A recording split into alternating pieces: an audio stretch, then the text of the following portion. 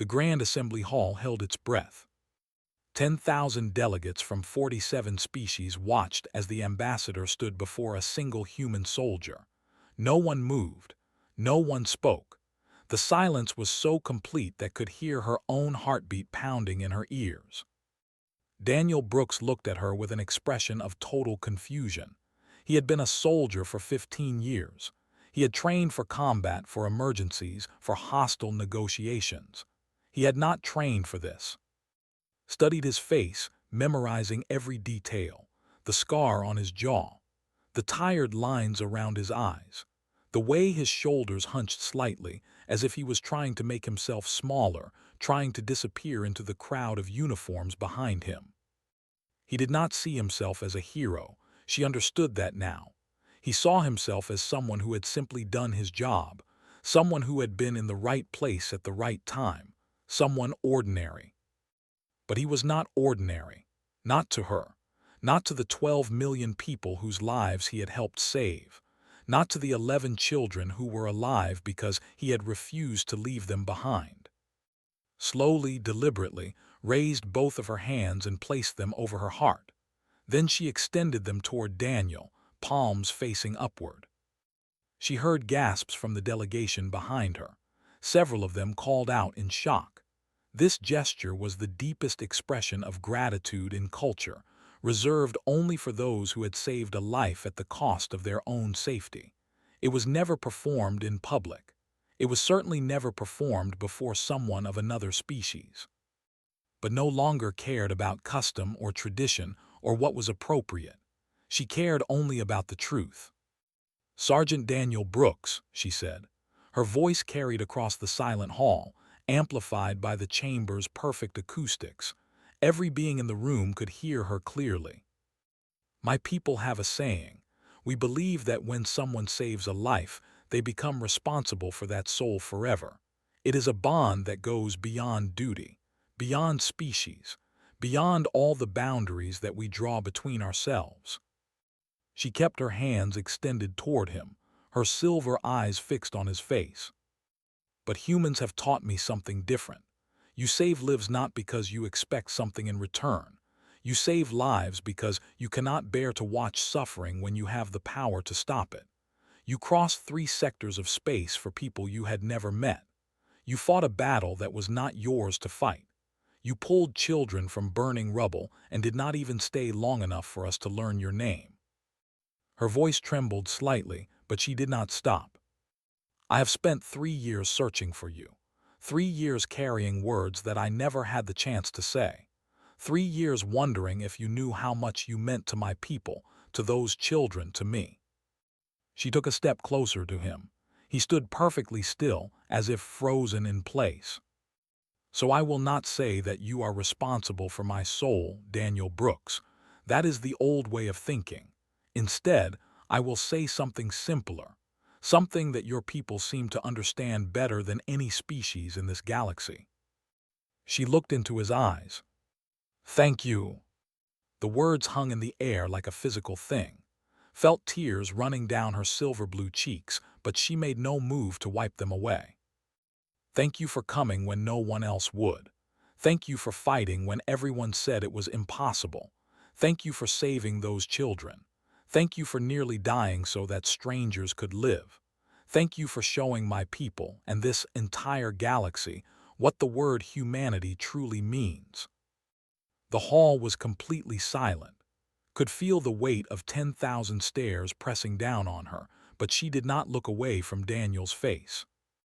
He stared at her for a long moment. She saw emotions moving behind his eyes, confusion, discomfort, and something else, something that looked almost like understanding. Then slowly, he smiled. It was a small smile, tired and genuine, the same smile she remembered from 3 years ago when he had bandaged a crying child in a dusty field. "You're welcome," he said simply. And then he did something that confused every non-human in the room. He reached out and gently took one of her extended hands in both of his own. He held it for just a moment, his calloused fingers warm against her cool silver skin. "I'm glad the kids made it," he added quietly. That's all that really mattered. Somewhere in the hall, someone began to applaud. It started with the delegation. Counselor was on his feet, clapping so hard his hands must have hurt. Other joined him, The applause spread like fire through dry grass. Species after species rose to their feet. The who had opposed human inclusion just hours ago. The Merchant Guild representatives, who had worried about competition and profit margins. Even some of the council elders, ancient beings who had watched empires rise and fall, stood and added their voices to the thunder.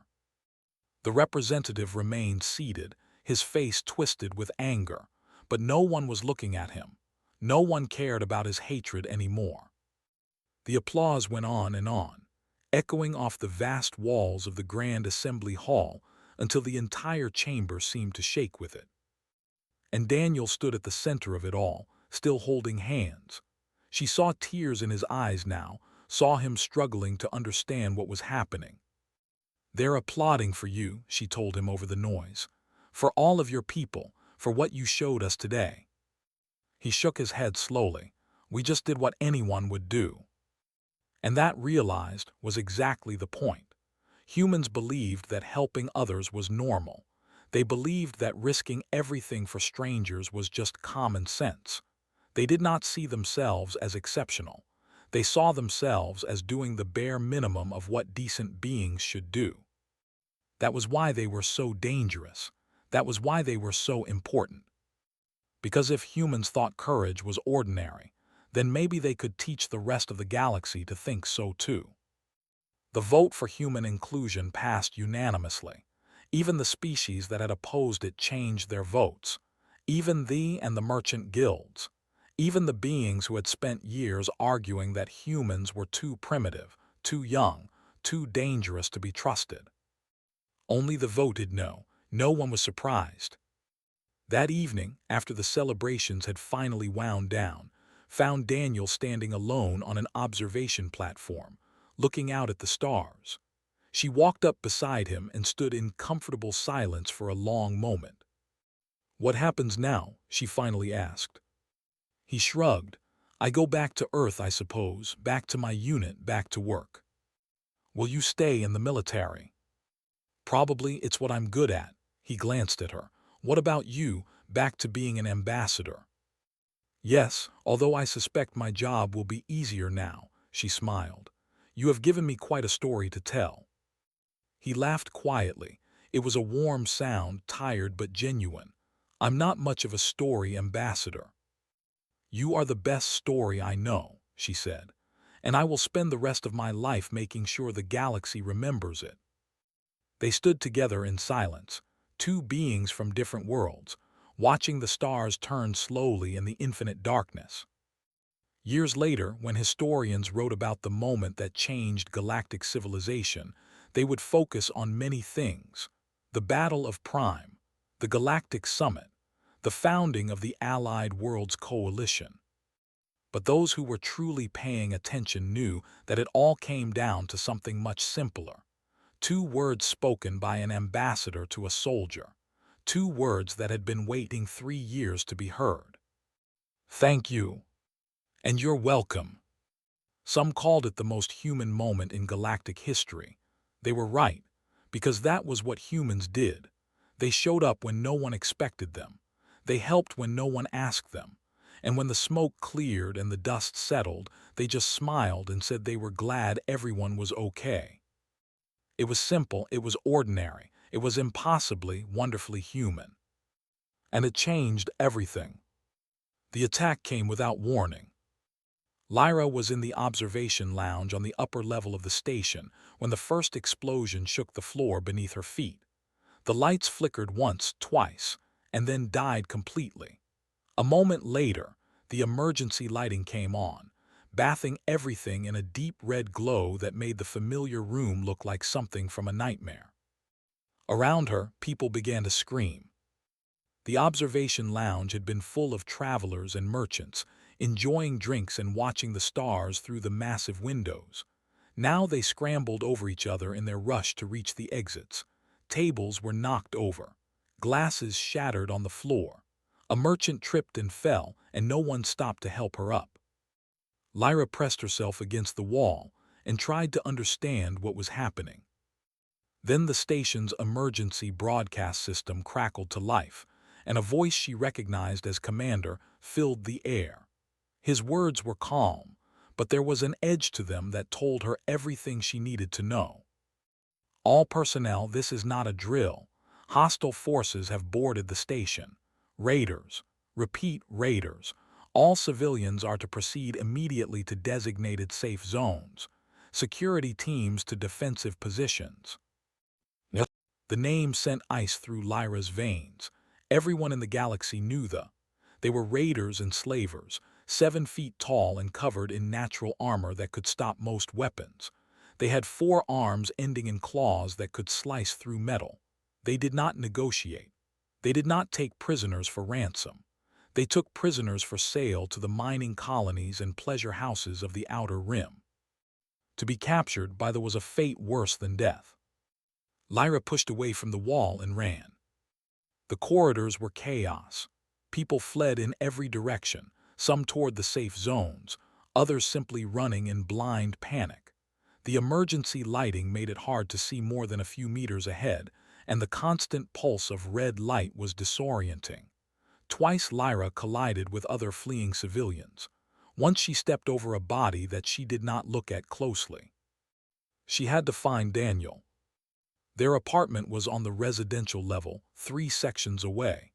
If Daniel was home when the attack began, he might not have heard the broadcast. He might not know what was happening.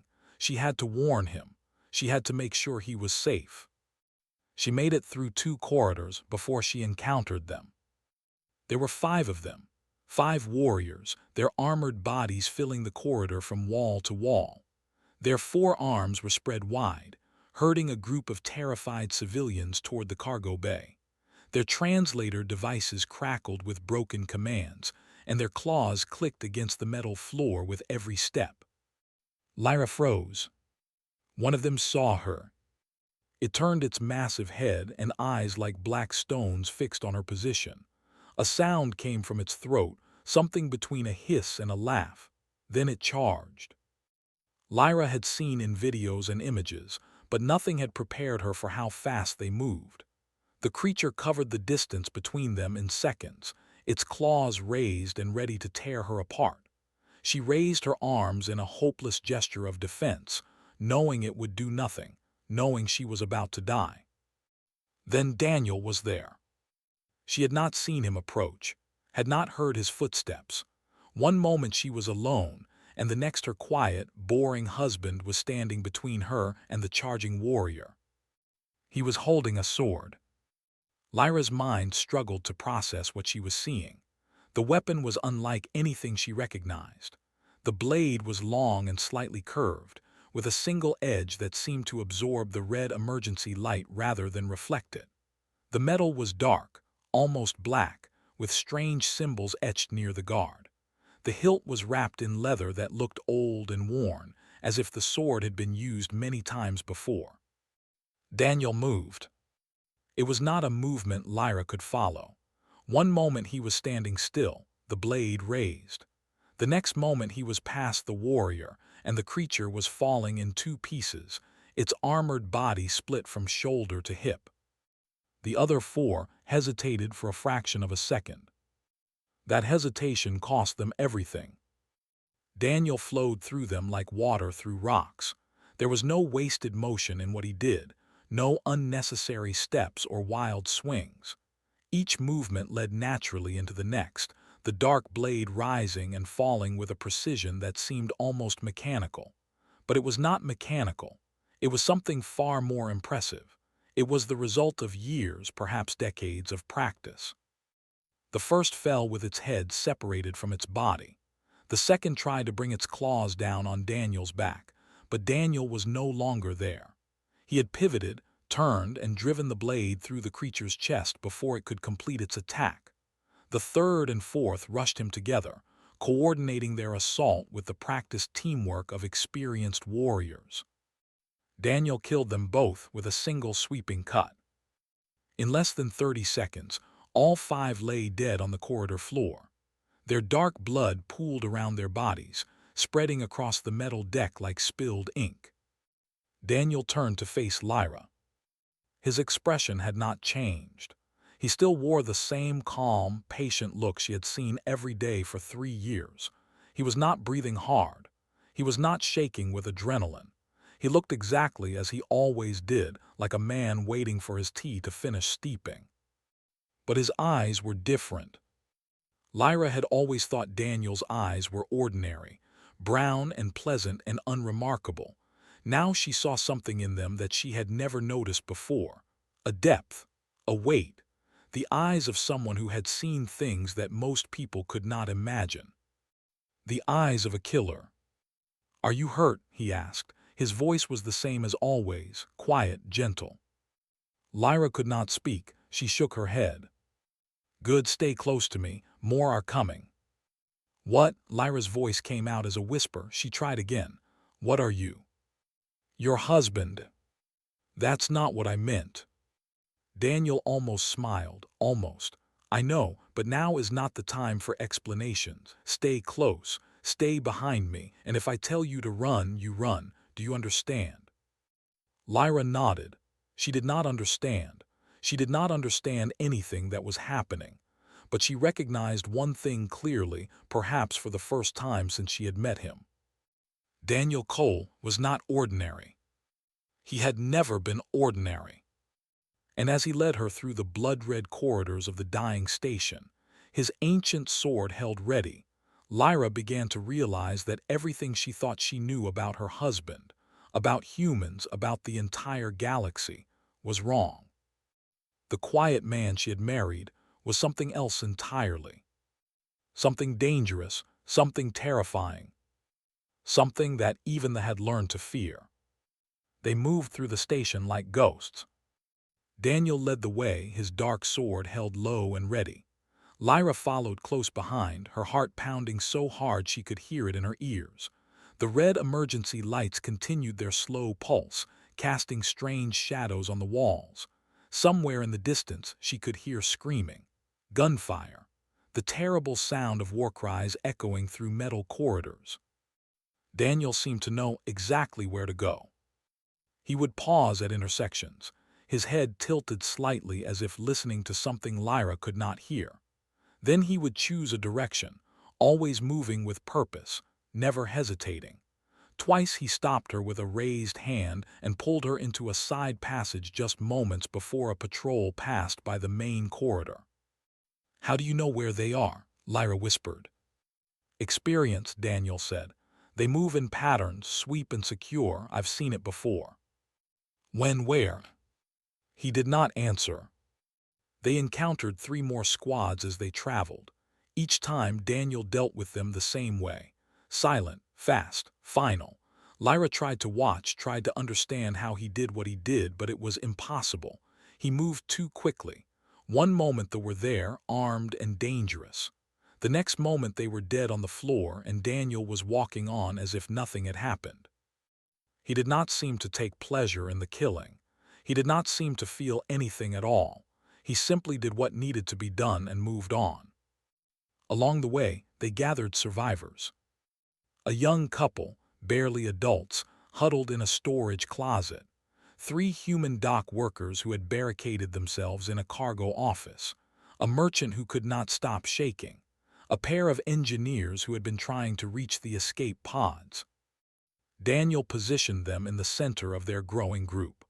Lyra found herself helping to organize them, keeping them quiet, keeping them moving. It gave her something to focus on besides the impossible things she had witnessed. "Where are we going?" one of the dock workers asked. He was young, maybe 25, with fear plain on his face. "Command Center," Daniel said. "It's the most defensible position on the station. Commander will have security forces there." "How do you know the commander is still alive?" Daniel glanced back at the young man. "Because if he wasn't, they would have already won. They haven't, so he's still fighting." It was simple logic, delivered in Daniel's simple, quiet way. But somehow it made everyone feel better. If the commander was still fighting, there was still hope. During a brief rest in a maintenance corridor, Lyra finally found the courage to ask the questions that burned in her mind. "Who taught you to fight like this?" she said. "And don't tell me it was experience. I want a real answer." Daniel was cleaning his blade with a piece of cloth he had found somewhere. He did not look up as he spoke. "Earth. Earth doesn't have warriors. Earth has farmers and traders. Everyone knows this. Everyone knows what we want them to know." Lyra stared at him. "What does that mean?" Daniel finished cleaning the sword and sheathed it at his hip. For a long moment he was silent. Then he met her eyes, and again she saw that ancient weight in his gaze. "Humanity learned something a long time ago," he said. "When we first ventured out into the galaxy, we were weak. We had no natural weapons, no special abilities. The other species saw us as prey, easy targets. In the first century of human space travel, we lost 17 colony ships to raiders. Hundreds of thousands of our people were taken as slaves or simply killed." Lyra had never heard this history. What happened? "We adapted, we learned, we trained." Daniel paused. "And we made a decision. We would appear weak. We would let the galaxy believe that humans were harmless, farmers and traders and dreamers, nothing to worry about, nothing to fear. But that's not true." "No, it's not true." The merchant had stopped shaking and was listening now. So were the others. Daniel seemed to realize he had an audience, but he did not lower his voice. "There is an organization on Earth. It has no official name. It has existed in various forms for over 10,000 years. Long before humans reached the stars, we train warriors. We preserve ancient fighting techniques. We pass down knowledge from generation to generation." "Why?" one of the engineers asked. "To protect, to defend, to ensure that when humanity faces a true threat, we are ready to answer it." Daniel looked around at the frightened faces surrounding him. Every human colony has protectors embedded within it. Every trade mission, every diplomatic delegation, every merchant crew, we are everywhere, and we are always watching. Lyra felt like the floor had dropped out from under her. "You've been lying to me. For 3 years you've been lying." "I've been protecting you. There's a difference." "Is there?" Daniel was quiet for a moment. When he spoke again, his voice was softer. "I am sorry, Lyra. I know this is not what you expected when you married me. I know you thought you were getting a boring cargo coordinator who would stay in the background of your life. And I was prepared to be that person forever if that was what was needed." "What changed?" "They changed it. They threatened you. They threatened everyone on the station." His eyes hardened. "That is something I cannot allow." Before Lyra could respond, Daniel raised his hand. His head tilted again, listening. Then he stood in one smooth motion. "They're coming. 8 of them, maybe more, heavy weapons." The survivors pressed closer together. The young dock worker looked like he might faint. Daniel drew his sword. The dark blade seemed to drink in the red light. "Stay here," he said. "Stay quiet, I'll be back." He walked toward the sound of approaching claws, alone, and Lyra realized that she had never truly known her husband at all. The man she had thought was ordinary was anything but. And the galaxy was about to learn the same lesson. The command center was under siege. Lyra could see it from the junction where Daniel had positioned their group of survivors. The main corridor leading to the command center doors was filled with warriors. She counted at least 40 of them, maybe more. They had brought heavy weapons, large mounted guns that 2 warriors operated together. They had brought plasma cutters, tools designed to slice through reinforced metal. They had brought a portable shield generator that created a shimmering barrier around their cutting team. Behind the doors, Commander and his remaining security forces were trapped. They had held out for nearly 2 hours, but their defenses were failing. The plasma cutters had already burned through half the door's thickness. In another 20 minutes, maybe less, they would break through. When that happened, everyone inside would die. Daniel studied the enemy positions with the same calm expression he wore when reviewing cargo manifests. He did not seem worried. He did not seem afraid. He simply observed, taking in every detail, calculating distances and angles that Lyra could not begin to understand. "There's a maintenance shaft," he said, pointing to a small access panel on their left. "It leads to a secondary entrance on the other side of the command center. Commander should have someone monitoring it." "We can get in that way?" Lyra asked. "You can. Take the survivors, get them inside. Tell that help is coming." Lyra looked at the corridor full of warriors, at the heavy guns, at the shield generator. Then she looked back at her husband. "Daniel, there are 40 of them, armed, with heavy weapons. You can't possibly think you can fight all of them alone." "I don't think it," Daniel said. "I know it." "That's insane." "Perhaps." He turned to face her and something in his eyes softened. "Lyra, I understand that you have questions. I understand that you're angry with me for keeping secrets. You have every right to be, but right now I need you to trust me. Can you do that?" Lyra wanted to argue. She wanted to grab him by the shoulders and shake sense into him. But she saw the certainty in his face, the absolute confidence in his abilities. This was not arrogance. This was something else. Something that came from years of training and experience that she could not comprehend. "How?" she asked quietly. "How can one person fight 40? Daniel almost smiled. "On Earth, we have an old saying. It doesn't matter how many enemies you face. What matters is that you're better than all of them combined." "That doesn't make sense." "It will. Now go, get the survivors to safety. I'll handle this." He did not wait for her response. He simply turned and walked toward the forces, his sword held ready at his side. His footsteps were silent on the metal floor. His movements were smooth and unhurried. He looked like a man taking a walk through a garden. Lyra forced herself to move. She gathered the survivors, led them to the maintenance shaft, helped them climb inside one by one. The young dock worker went first, then the merchant, then the others. Lyra went last, pulling the access panel closed behind her. In the corridor below, she heard the battle begin. The maintenance shaft was narrow and dark. Lyra crawled through it as fast as she could, urging the others forward. Behind her, she could hear sounds that she would never forget: the crash of metal, the hiss of plasma weapons, the terrible screaming of warriors dying. And underneath it all, silence. No battle cries from Daniel, no shouts of rage or pain, just the quiet, methodical sounds of violence. The shaft ended at a small hatch. Lyra pounded on it with her fist. "Hello, Commander, anyone. We're survivors, we need to get in." A moment passed.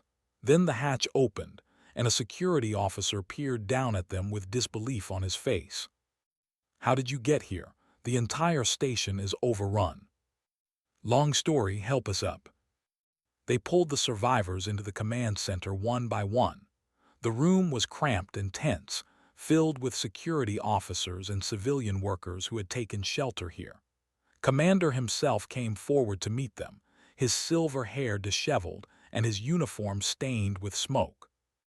"Who are you? How did you make it through?" "My name is Lyra," she said, "and my husband is out there right now, fighting the forces at your main entrance." His eyes widened. One person against 40 warriors and heavy weapons. "Yes. That's suicide." A tremendous crash echoed from the main doors. Everyone in the room flinched. But it was not the sound of the doors being breached. It was something else, something falling, something heavy. Ran to a monitoring station and pulled up a security feed. The image was grainy, the camera damaged by the fighting, but Lyra could see enough. The corridor outside was littered with bodies. Bodies, dozens of them. The heavy weapons lay in twisted wreckage. The shield generator sparked and smoked. The plasma cutters had been abandoned, their operators lying motionless on the floor. And in the middle of it all, Daniel stood alone. He was not untouched. There was a cut on his arm that bled freely and his clothes were torn in several places. But he was standing. He was alive. And around him lay the remains of a force that should have been unstoppable. "What in the seven hells?" whispered. Daniel walked to the main doors and knocked twice, a calm and patient sound. "Commander," his voice came through the damaged intercom. "You can open the doors now. The corridor is clear." The security officers looked at each other. They looked at their commander. They looked at the screen showing the impossible scene outside. "Gave the order to open the doors." Daniel walked in, his sword still in his hand, and nodded politely to the assembled survivors.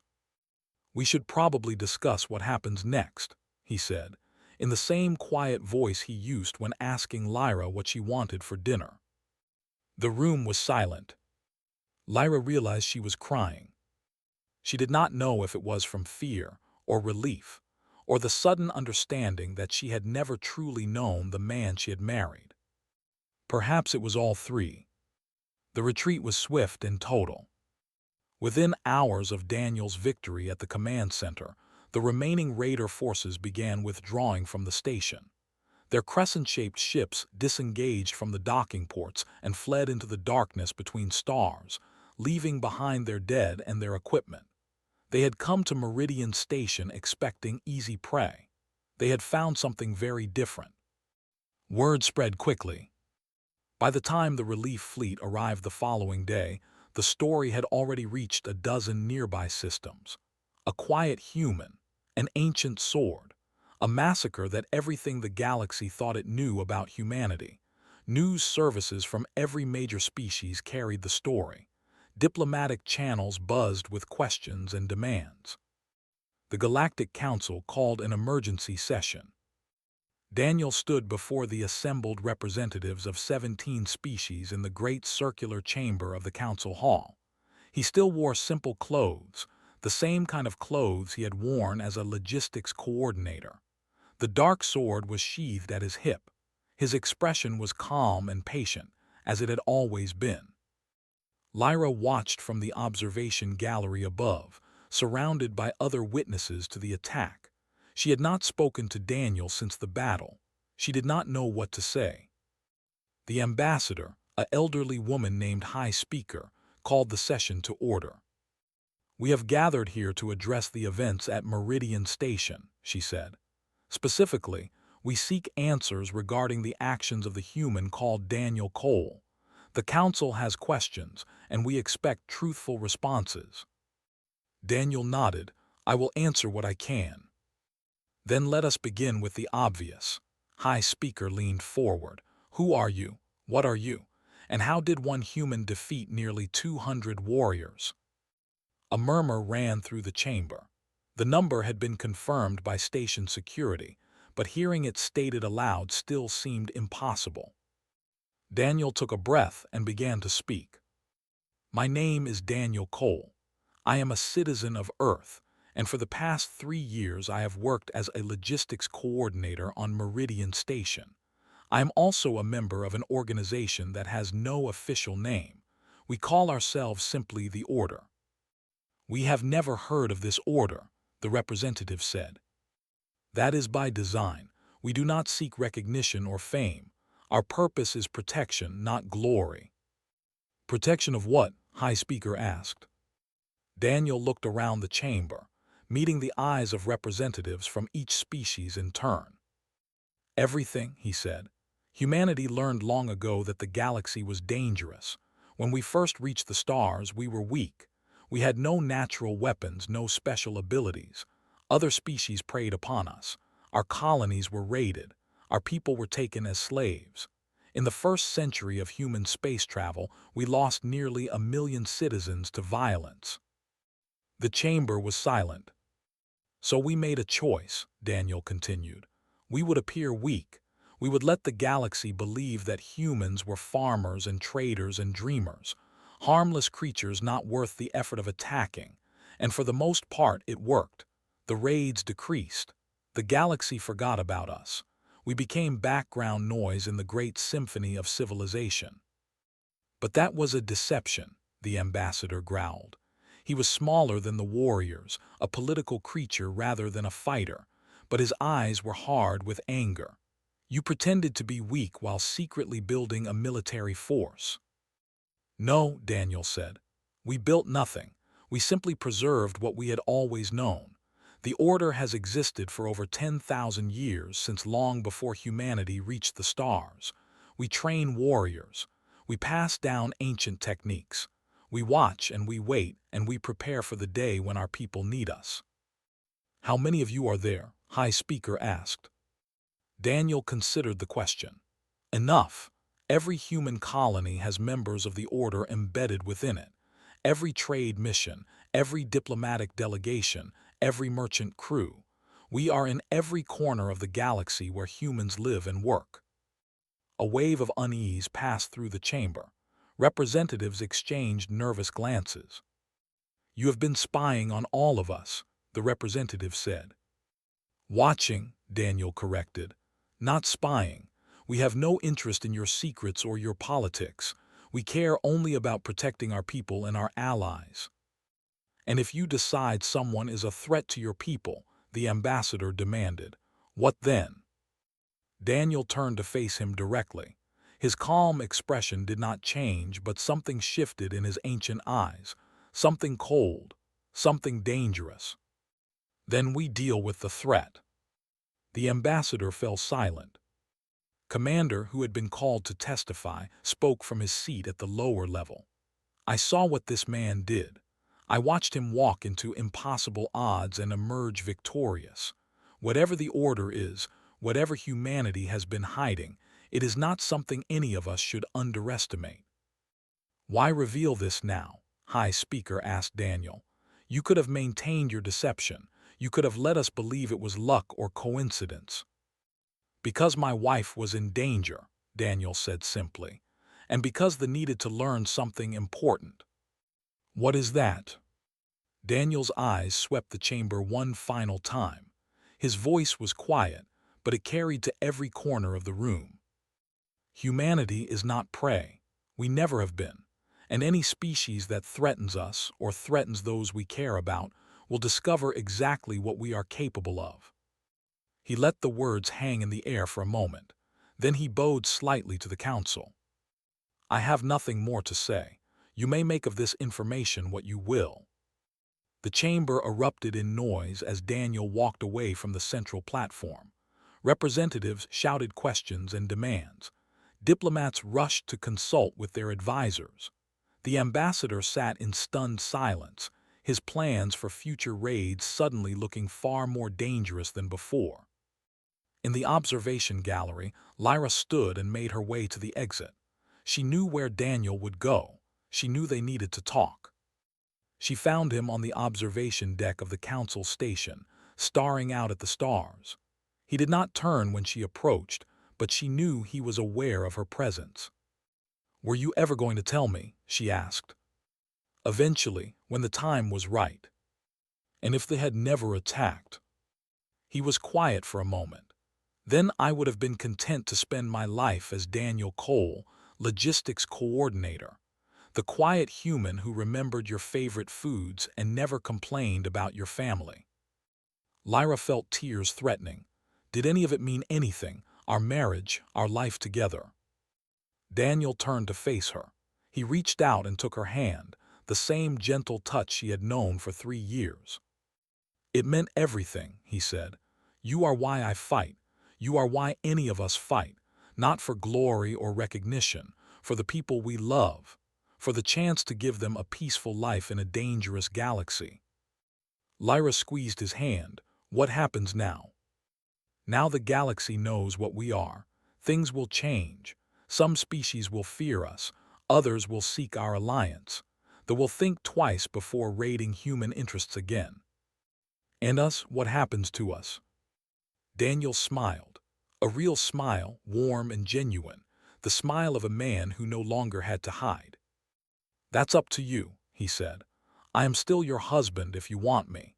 Still the same man who makes your breakfast and remembers how you like your tea. The only thing that has changed is that you now know the truth about me. Lyra looked at him for a long moment, at his ancient eyes, at his gentle hands, at the face of a man who had killed dozens of warriors and then asked her what she wanted for dinner. She should have been afraid, she should have been angry, perhaps she was both. But she was also something else. She was proud. "I want you," she said. "All of you. The boring logistics coordinator and the ancient warrior. Everything you are and everything you've been hiding." Daniel pulled her close, and for a moment they simply held each other, two people from different worlds who had found something worth fighting for. Outside the observation window, the stars burned cold and distant. The galaxy stretched out in all directions, vast and dangerous and full of species who now knew something they had never known before. Humans were not prey. They never had been. And the quiet ones were always the most dangerous of all.